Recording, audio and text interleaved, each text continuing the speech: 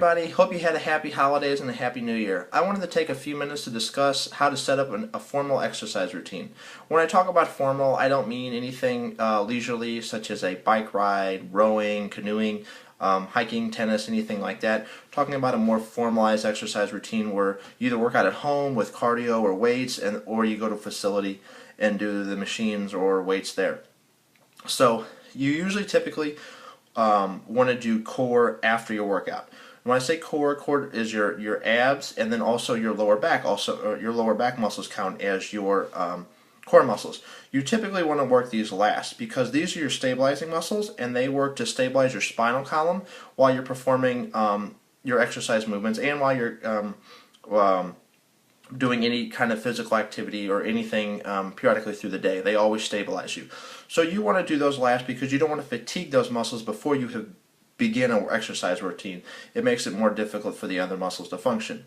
Also, you want to do bigger muscles to smaller muscles because your smaller muscles fatigue quicker than your bigger muscles. For instance, if you're doing everything in one day, a full body routine, you would want to do legs and then go up to chest and back and then go to arms. So that's kind of a very simple way to look at it. If you divide it up into like a set where you split it up like a 3-day set or a 4-day split or anything like that, what you want to look at is when you're attacking different muscle groups. So typically how people will do is they'll do legs one day, they'll do chest, shoulders, and triceps another day. Triceps is the back of the arm, and then they'll back and biceps another day, and the biceps is the front of the arm. And the reason they do that is you can work more of those particular muscles without impacting the others you're giving the other time for the other ones to rest. If you go to the Y or the JCC and you see the machines set up legs to chest to back to arms, that's why they're set up that way. It's just a general rule of thumb to work bigger muscles to smaller muscles because it's the smaller muscles do fatigue faster than the little muscles, so you want to make sure to get the bigger muscles good and worked out before you progress to your next ones.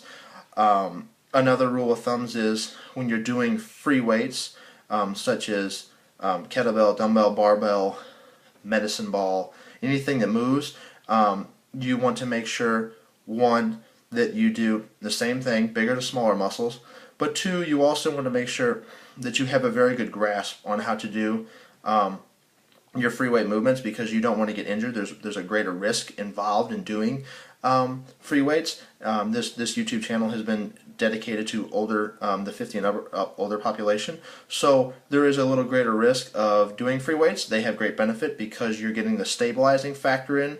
What I mean by that is when you're seated in a machine or doing like a chest press, for instance, your shoulders and triceps and rotator cuff muscles don't have to really work to stabilize the muscle because the weight is locked in on the paramount. The paramount is the cable system that moves the stack up and down when you push and then bring back the bar towards your body doing a seated chest press.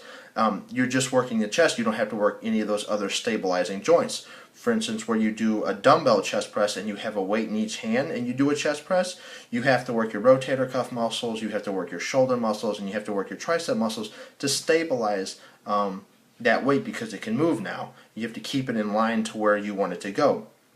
A quick little fact, because I talked about rotator cuff muscles, and not everyone knows what rotator cuff muscles are.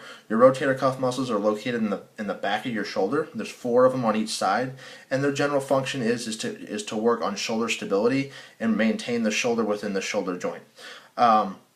When working rotator cuff muscles, for instance, if you have any, if you rotator cuff tear, or you've had any rotator cuff injuries or any kind of shoulder injuries, it's always good, especially for posture, it's always good to do, I even work in a little rotator cuff work, is to help with posture and then help with or prevent any previous injuries or maintain any or eliminate any shoulder pain that may occur from impingement. And impingement is when a nerve is impinged because of poor posture and the shoulders are rounding forward. So if you do those, you always want to do those last. That's because those are very small muscles, and if you work out your bigger muscles, or you do those before you do bigger muscles like back or chest or anything like that, that can really impact your workout. You're not going to get as good a workout. Also keep in mind when doing machines that you machines are a great thing for people that are beginners, or people that have balance issues, or people that are just trying to slowly pick up a workout routine. Machines are great. Free weights are a little better because you get that stabilizing factor, but machines are great. If you do decide to do a split routine, keep in mind that you want to have a day rest in between, at least a day, preferably 2 days rest between any two muscle groups. You never want to work chest or back or legs back to back. Try to have 1 day in between, preferably two, so you get optimal rest. Remember to stretch after your workout. You always want to stretch 5 to 10 minutes after your workout, upper and lower body. Always make sure to warm up for a good 5 to 10 minutes. It could be on a bike, an elliptical, a treadmill, anything that you feel safe and comfortable, or just prefer warming up on, because you always want to be nice and warmed up when you start. If you feel like 1 day, kind of play with it. If you feel like me, preferably, I work on a 3-day split where I do legs, chest, shoulders, and triceps, and back and biceps. Excuse me. It works better for me to do back and biceps before I do chest, shoulders, and triceps, because I feel like if I do chest and shoulders and triceps before I do back, that it kind of affects my workout later on that week. So that's how I do it, but it really is up to you. Just make sure that you get that that day to 2 days rest in between working out. You don't always have to have a day's rest in between working out if you are working out different muscles, but just make sure that you are not overtraining. Resistance bands are always good to use too, for people that are just beginning, or maybe have osteoporosis, or have very low experience in working out, which is not a bad thing at all. Bands have a great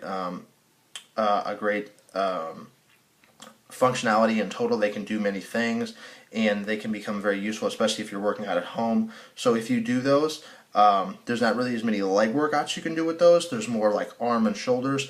So if you do those, just keep in mind you would probably do those more last on your exercise routine.